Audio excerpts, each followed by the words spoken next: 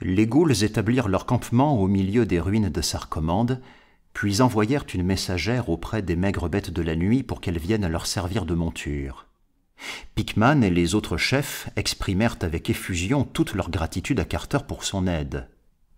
Le voyageur commençait à sentir que ses plans mûrissaient on ne pouvait mieux, et qu'il était maintenant en mesure de demander à ses effrayantes alliées de l'aider non seulement à quitter cette région des contrées du rêve, mais aussi à poursuivre sa quête ultime des dieux de Kadath l'inconnu et de la merveilleuse cité du soleil couchant que les Très-Hauts maintenaient si étrangement à l'écart de son sommeil. Il parla donc de ses projets aux chefs des nécrophages, leur exposant ce qu'il savait du désert de glace où se dresse Kadath, ainsi que des monstrueux Shantak et des montagnes bicéphales qui les gardent. Il parla de la crainte que les maigres bêtes de la nuit inspirent aux Shantak, et des cris que poussent ces grands oiseaux hippocéphales en s'enfuyant loin des sombres boyaux percés sur les hautes pentes grises des pics décharnés, séparant Inquanok de l'abominable Leng. Il leur dit aussi ce que les fresques du monastère dépourvu de fenêtres, où vit l'archiprêtre qu'il ne faut pas décrire, lui avaient appris sur les maigres bêtes de la nuit. Il leur expliqua que même les Très-Hauts les craignaient, et que leur suzerain n'était nullement Nyarlathotep, le chaos rampant, mais le vénérable et immémorial Nodens, seigneur du grand abîme.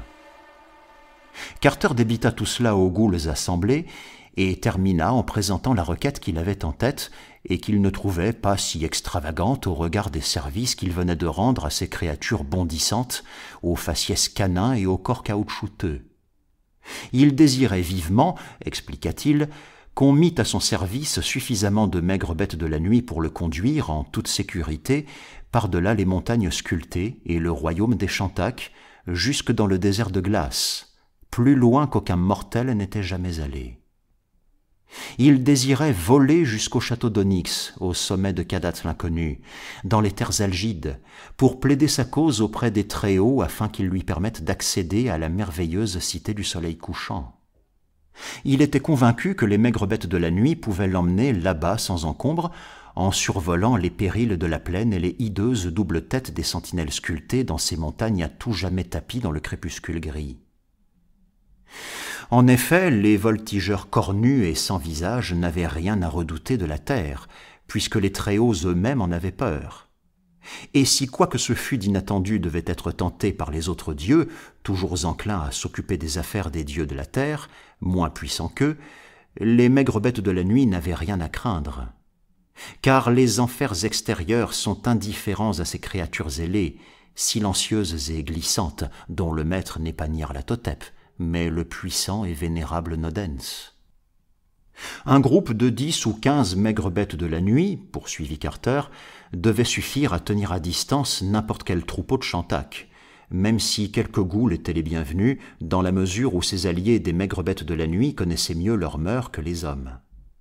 Ce commando pourrait le déposer en un lieu approprié, n'importe où à l'intérieur des murailles, à condition qu'il y en eût, de cette fabuleuse citadelle d'Onyx, puis se cacher dans les ombres en attendant son retour ou son signal, tandis qu'il s'aventurerait à l'intérieur du château pour y prier les dieux de la terre. Si des Ghouls souhaitaient l'escorter à l'intérieur de la salle du trône des Très-Hauts, il leur en serait reconnaissant, car leur présence ajouterait du poids et de l'importance à sa requête.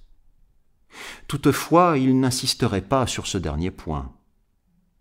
Tout ce qu'il désirait, c'était être transporté jusqu'au château au sommet de Kadath l'inconnu. Le voyage de retour se ferait soit vers la merveilleuse cité du soleil couchant elle-même, dans l'hypothèse où les dieux lui seraient favorables, soit vers la porte du sommeil profond dans le bois enchanté, d'où il repartirait vers la terre au cas où ses prières resteraient vaines. Les Ghouls écoutaient toutes très attentivement le discours de Carter, et, le temps passant, le ciel se noircit sous l'effet des nuées de maigres bêtes de la nuit que les messagères étaient allées quérir.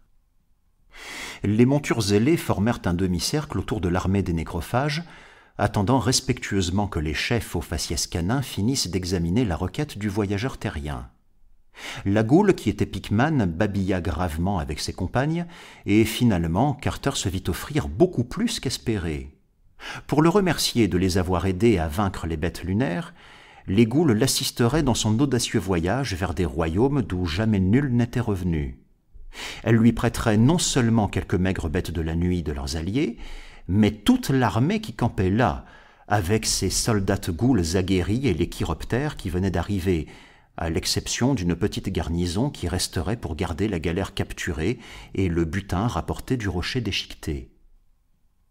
Il s'envolerait quand il le désirerait, et une fois à Kadat, une escouade de Goules l'accompagnerait solennellement tandis qu'il présenterait sa requête aux dieux de la terre dans leur château d'Onyx. Éprouvant une gratitude et une satisfaction indicibles, Carter établit avec les chefs des Goules les plans de ce courageux voyage. Ils décidèrent que l'armée survolerait de très haut le hideux plateau de Leng, son monastère innommable et ses villages de pierre démoniaques.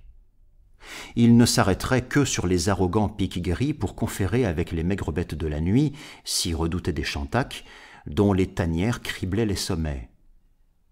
En fonction des conseils que ses habitants leur donneraient, ils choisiraient la route à suivre pour se rendre à Kadat l'inconnu, soit par le désert aux montagnes sculptées qui s'étendaient au nord d'Inquanok, soit par les régions les plus septentrionales du répugnant plateau de Leng lui-même. Ni les Goules, ni les maigres bêtes de la nuit, ces créatures canines ou sans esprit, ne craignaient ce que ces déserts inviolés recélaient. De même, elles ne se sentaient aucunement retenues ni par la peur, ni par une certaine crainte révérencieuse à la pensée de contempler Kadat la solitaire, avec son château d'Onyx enveloppé de mystère. Vers midi, nécrophages et maigres bêtes de la nuit se préparèrent à s'envoler, chaque Goule sélectionnant une paire de montures cornues pour la porter. Carter fut placé en tête de la colonne, à côté de Pickman, tandis que devant eux une double rangée de maigres bêtes de la nuit, qu'aucun nécrophage ne montait, servait d'avant-garde. Pickman lança un jappement suraigu, et l'affreuse armée s'éleva en une nuée cauchemardesque au-dessus des colonnes brisées et des sphinx éboulés de la sarcomande primordiale, de plus en plus haut, laissant derrière elle l'immense falaise de basalte qui surplombait la ville, jusqu'à ce qu'apparussent les contours du stérile et froid plateau de Leng. L'hoste noir continua son ascension, et le plateau lui-même se réduisit à un minuscule point. Alors qu'il faisait route vers le nord, par-dessus l'horrible plateau balayé par les vents, Carter frissonna en apercevant de nouveau le cercle de monolithes mal dégrossis et la demeure trapue et dépourvue de fenêtres qui, il le savait, abritait cet effrayant blasphème masqué de soie, aux griffes duquel il avait échappé de justesse. Cette fois, il n'y eut pas de descente. L'armée passa tel un vol de chauve-souris au-dessus du stérile paysage, survolant à très haute altitude les faibles feux des abominables villages de pierre, sans s'arrêter pour regarder les contorsions morbides des quasi-humains, cornus et à sabots, qui y dansaient au son des pipeaux à tout jamais. À un moment, ils aperçurent un Chantak qui volait au ras de la plaine, mais il poussa un cri horrible en les voyant, et s'envola vers le nord, en proie à une panique grotesque. Au crépuscule, ils atteignirent les crêtes grises et déchiquetées qui forment la barrière d'Inquanok, et descendirent en planant vers ces étranges cavernes situées près des sommets qui, se rappelait Carter, effrayaient tant les Chantak. Comme les chefs des nécrophages les appelaient en pépillant de manière insistante, de chaque boyau jaillit un torrent de sombres chiroptères cornus, avec lesquels les Goules et les maigres bêtes de la nuit de l'armée s'entretinrent longuement au moyen de gestes fort laids. Il apparut bientôt que le meilleur trajet était celui qui survolait les terres algides, au nord d'Inquanok, car les marches septentrionales du plateau de Leng regorgent de pièges invisibles dont se méfient même les maigres bêtes de la nuit. Des influences exécrables centrées autour de certains bâtiments blancs, hémisphériques, bâtis sur de curieux monticules que la tradition populaire associe de manière déplaisante aux autres dieux et à Nyarlathotep, le chaos rampant. Les chiroptères des sommets ne savaient presque rien de Kadat, sinon qu'il devait s'y trouver, quelque part au nord, un fabuleux prodige gardé par les Chantak et les montagnes sculptées. Ils évoquèrent les rumeurs faisant état des anomalies de proportions constatées dans ces vastitudes inexplorées, et se remémorèrent les vagues murmures évoquant un royaume éternellement hanté par la nuit. mais il ne savait rien de précis. Alors Carter et toute sa troupe les remercièrent aimablement. Ensuite, après s'être élevés au-dessus des plus hauts pics de granit jusque dans la nuit d'Inquanock, ils redescendirent sous les nuages phosphorescents et aperçurent au loin les terribles gargouilles accroupies qui avaient été des montagnes, jusqu'au jour où une main titanesque avait sculpté l'effroi dans leur roc vierge.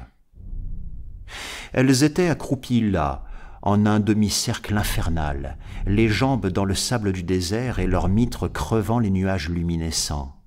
Semblables à des loups, sinistres et bicéphales, les visages chargés de courroux et la main droite levée, elles surveillaient d'un œil sombre et malveillant l'orée du monde des hommes et protégeaient de toute leur horreur les marches d'un monde septentrional et glacé qui n'était pas celui des hommes. De leurs hideux girons s'élevèrent d'affreux chantacs pachydermiques, mais en voyant l'avant-garde des maigres bêtes de la nuit surgir des brumes, ils s'enfuirent en poussant des gloussements démentiels. L'armée mit le cap vers le nord, survola les montagnes gargouilles, puis des lieux d'un morne désert où tout était parfaitement plan. Les nuées s'assombrirent progressivement, jusqu'au moment où Carter fut environné de ténèbres. Mais les montures ailées n'hésitèrent pas un seul instant, car elles avaient été élevées dans les cryptes les plus noires de la terre et voyaient non par des yeux qu'elles n'avaient pas, mais par toute la surface moite de leur forme glissante. Elles volaient sans faillir, traversant des vents chargés de senteurs douteuses et de bruits d'origine suspecte.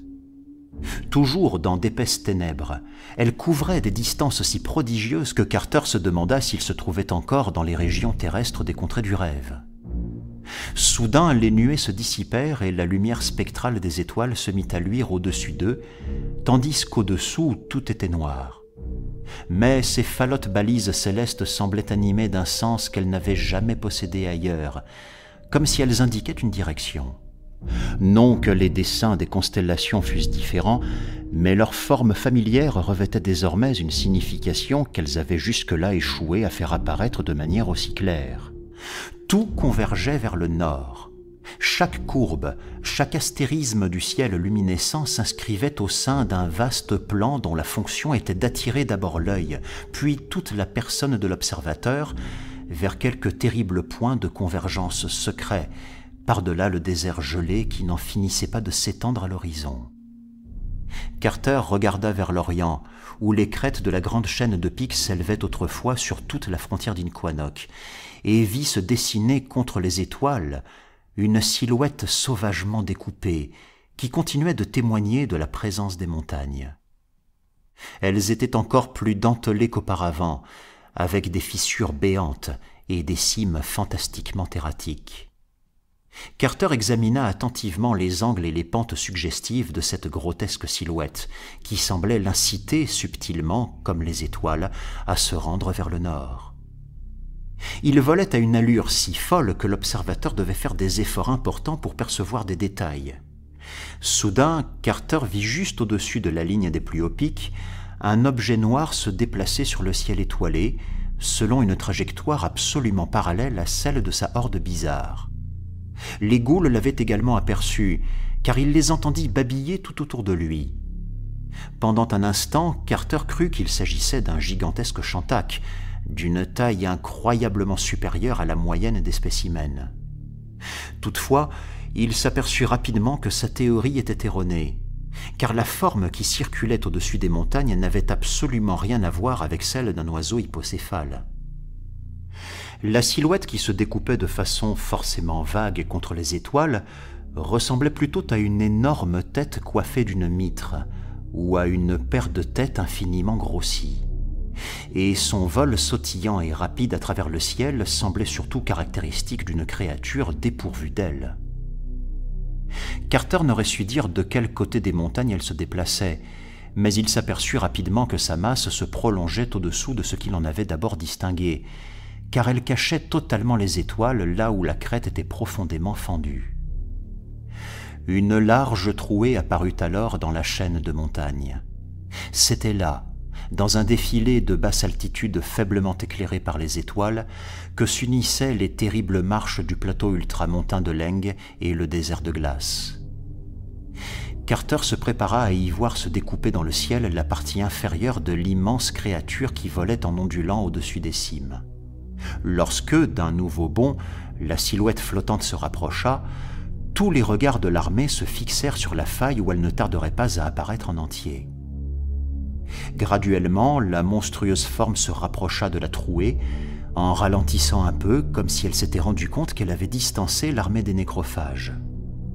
Il y eut encore une minute de suspense intense, puis vint l'instant de la révélation où la silhouette se dévoila totalement, ce qui amena aux lèvres des ghouls un glapissement craintif, à demi étranglé, traduisant une terreur cosmique, et jeta sur l'âme du voyageur un froid qui ne devait jamais la quitter tout à fait.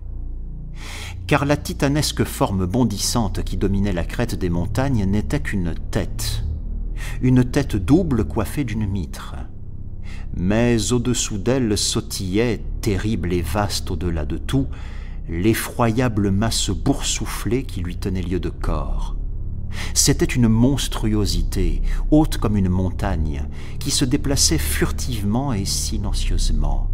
Une forme anthropoïde géante, distordue comme une hyène, qui trottait, noire contre le ciel, en dressant sa répugnante paire de têtes coiffées de cônes à mi-chemin du zénith. Carter ne s'évanouit pas.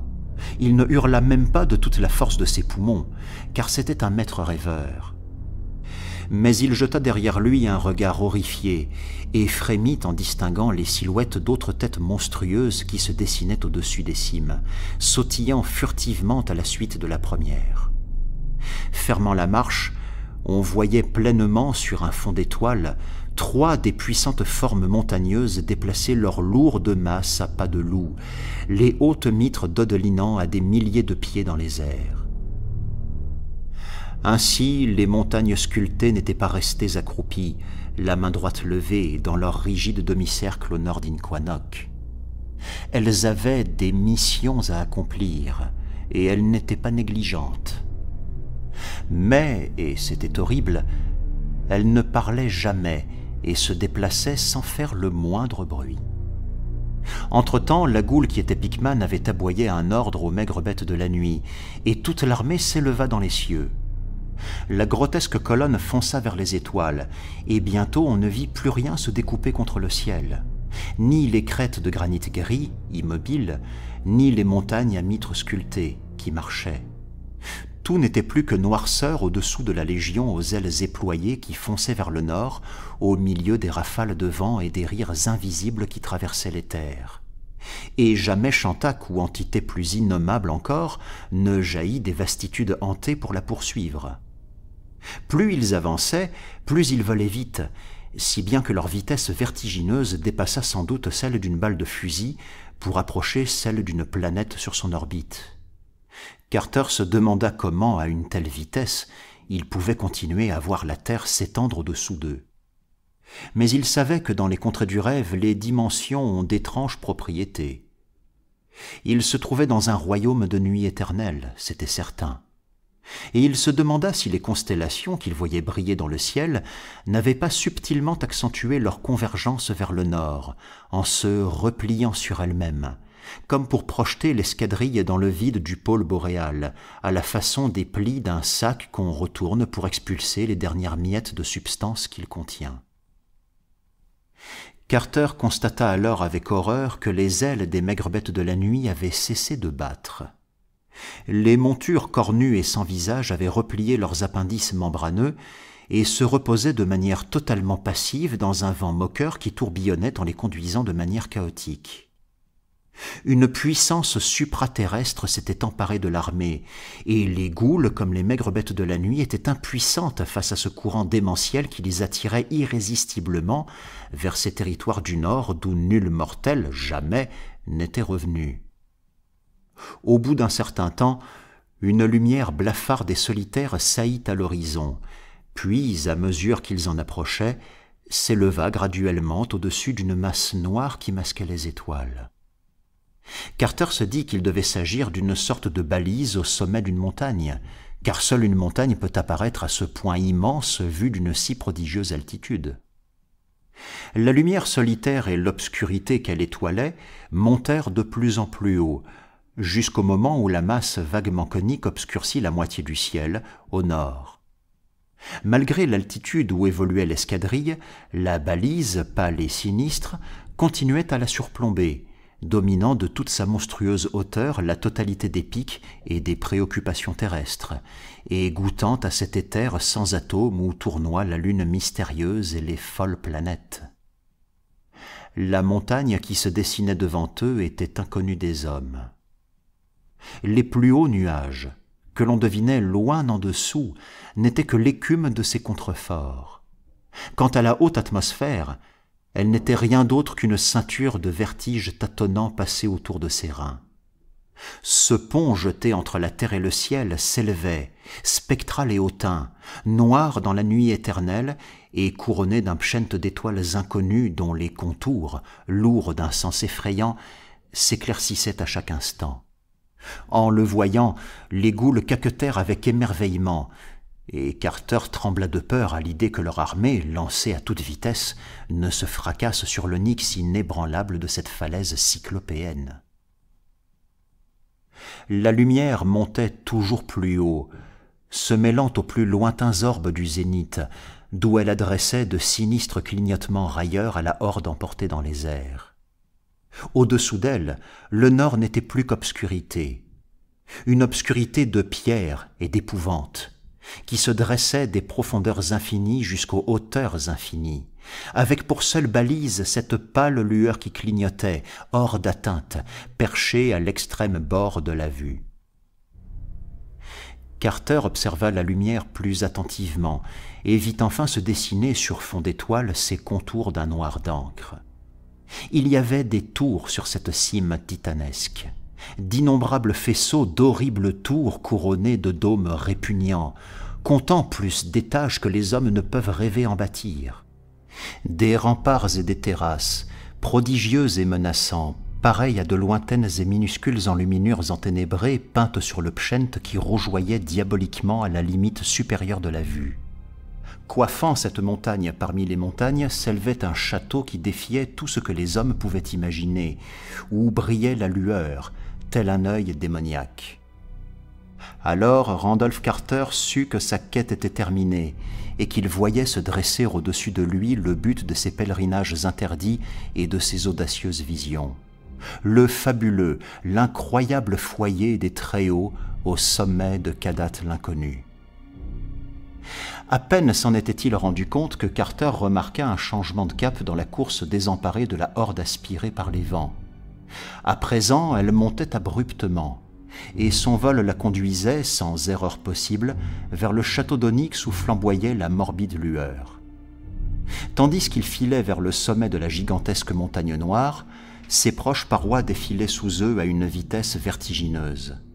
Mais l'obscurité était telle qu'il n'y distinguait rien du tout. De plus en plus gigantesques, les tours enténébrées du château où régnait une nuit éternelle les menaçaient de leur interminable hauteur. Et Carter vit que son immensité confinait au blasphème. Il n'était pas impossible, en effet, que ces pierres aient été extraites par des ouvriers innommables de cet horrible gouffre qui fendait les collines du nord d'Inquanock. Car ses dimensions étaient telles qu'un homme sur son seuil eût été aussi visible qu'un grain de poussière sur les marches de la plus haute forteresse terrestre. Le pschent d'étoiles inconnues qui couronnait les innombrables dômes des tourelles rougeoyait d'une lueur blafarde, faisant tomber un crépuscule malsain sur les fuligineuses murailles d'onyx verglacé. Ils s'aperçurent alors que la balise Falotte n'était qu'une fenêtre éclairée au sommet d'une des plus hautes tours. Et comme l'armée désemparée approchait de la cime de la montagne, Carter crut distinguer des ombres inquiétantes qui voltigeaient de ci de là dans ce rectangle de lumière pâle. Il s'agissait d'une fenêtre étrangement voûtée, d'une architecture parfaitement étrangère à la terre. Le roc inébranlable céda la place aux gigantesques fondations du monstrueux château, et l'armée parut ralentir un peu. Puis des murailles colossales surgirent subitement devant les voyageurs. À peine eurent-ils le temps d'apercevoir le portail cyclopéen qu'ils le franchissaient comme une bourrasque. Dans la cour titanesque, tout était nuit. Mais cette nuit était encore clarté à côté des noires entrailles de l'univers qui engloutirent la colonne après qu'elle eut passé une inimaginable porte voûtée. Un blizzard soufflait des tourbillons d'air humide dans des labyrinthes d'onyx plongés dans les ténèbres, et Carter ne sut jamais quels couloirs, quels monumentaux escaliers silencieux bordaient leur interminable trajectoire tourbillonnante. Leur terrible plongée dans l'obscurité les conduisait toujours plus haut, sans qu'un son, un frôlement, une lueur viennent jamais déchirer ce dense et mystérieux linceul. Malgré sa taille impressionnante, l'armée des nécrophages et des maigres bêtes de la nuit se perdait dans les espaces prodigieux de ce château supraterrestre. Et quand, enfin, autour de Carter, tout s'auréola brusquement de la sinistre lumière qui, depuis la fenêtre au sommet de la tour, faisait office de phare, il lui fallut un certain temps pour distinguer les lointaines parois et le plafond qui se perdaient dans les hauteurs, et pour comprendre que non, il n'était pas de retour à l'extérieur dans le ciel sans limite. Randolph Carter avait espéré faire son entrée dans la salle du trône des Très-Hauts avec dignité et solennité, flanqué par une impressionnante escorte de ghouls en ordre de cérémonie, et adresser ses prières aux dieux en tant que libre et puissant maître rêveur. Il savait qu'il n'était pas impossible pour un mortel de traiter en personne avec les Très-Hauts, et avait compté sur la chance pour que les autres dieux et Nyarlathotep, le chaos rampant, ne viennent pas à leur rescousse au moment crucial, comme ils l'avaient si souvent fait autrefois, lorsque des hommes s'étaient mis en quête des dieux de la terre jusque dans leur demeure ou sur leurs montagnes. Avec sa répugnante escorte, Carter était allé jusqu'à caresser l'idée de défier, si nécessaire, les autres dieux eux-mêmes, sachant que les ghouls n'ont nul maître et que les maigres bêtes de la nuit n'ont pas pour suzerain Nyarlathotep, mais le vénérable Nodens. Mais il comprenait à présent que l'extraordinaire Kadat, dans le désert de glace, est ceinte de sombres prodiges et de sentinelles innommables, et que les autres dieux protègent effectivement les chétifs, les faiblards dieux de la terre, avec un soin jaloux. Bien que n'ayant aucune autorité sur les ghouls et les maigres bêtes de la nuit, les blasphèmes imbéciles et informes qui croupissent dans l'espace extérieur sont néanmoins capables de les contrôler quand ils le doivent. Aussi, ce ne fut pas en libre et puissant maître rêveur que Randolph Carter fit son entrée, avec son escorte de ghouls, dans la salle du trône des Très-Hauts. Ballottée par de cauchemardesques tempêtes cosmiques dont elle était le jouet, harcelée par les horreurs invisibles du désert de glace, l'armée flotta, captive et impuissante dans la sinistre lumière, puis s'abattit tout ankylosée sur les pavés d'onyx quand, sur un ordre muet, les vents de l'effroi se dissipèrent. Randolph Carter n'avait devant lui aucune estrade dorée, ni aucun auguste cercle d'êtres couronnés, auréolés, aux yeux étroits, dotés de lobes allongés, d'un nez aquilin et d'un menton pointu, que leur ressemblance avec le visage sculpté d'une granec signalerait au rêveur comme digne d'entendre ses prières. À l'exception de cette seule salle, au sommet de la tour, le château d'Onyx au-dessus de Kadat était sombre, et les maîtres étaient absents. Carter était bel et bien arrivé à Kadat l'inconnu, dans le désert de glace, mais il n'y avait pas trouvé les dieux. La lumière sinistre continuait pourtant de brasiller dans cette unique salle aux dimensions à peine inférieures à celles des espaces extérieurs, et dont les murs et le plafond se perdaient dans de fines volutes de brume. Les dieux de la terre n'étaient pas là, c'était vrai, mais de plus subtiles présences, moins visibles, se trouvaient certainement dans les parages. Là où les petits dieux sont absents, les autres dieux ne sont pas sans représentants. Et l'onyx de ce château de tous les châteaux était sans doute habité. Sous quelle monstrueuse apparence, ou sous quelles monstrueuses apparences se manifesterait à présent la terreur? Impossible de l'imaginer. Mais Carter avait le sentiment que sa visite était attendue, et se demanda depuis combien de temps et avec quelle attention Nyarlathotep, le chaos rampant, avait gardé un œil sur son périple. Nyarlathotep, l'horreur aux innombrables formes, Nyarlathotep, l'âme damnée, le messager des autres dieux, Nyarlathotep, que servent les fongueuses bêtes lunaires. Alors Carter repensa à la galère noire qui s'était éclipsée quand la bataille sur le rocher gris avait tourné en défaveur des hérésies crapaudiformes.